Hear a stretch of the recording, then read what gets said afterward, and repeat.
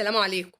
ان شاء الله هعمل معاكم الكوكيز، مقادير بسيطة جدا وطريقة بسيطة جدا ان شاء الله تنور رضاكم. شايفين الجمال؟ حاجة كده مقرمشة من بره وطرية ولذيذة من جوه. يلا كده نشوف المقادير مع بعضينا.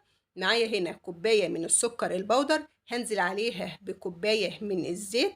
راح اقلبهم كده بالمضرب، بعد كده هنزل عليهم ببيضتين.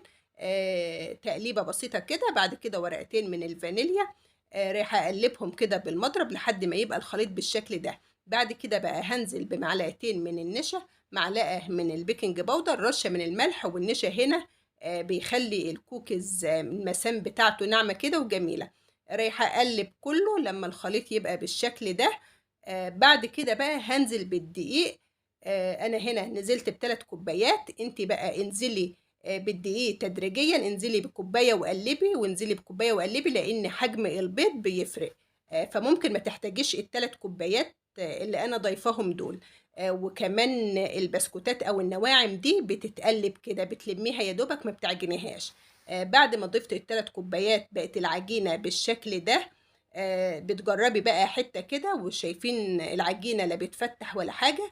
علشان كده بقى تلاقي المقادير ايه مظبوطه. شايفين الجمال؟ بعد كده بقى بتمسكيها تقطعيها صغير، لان الكوكيز لما بيدخل الفرن بيفرد حبة.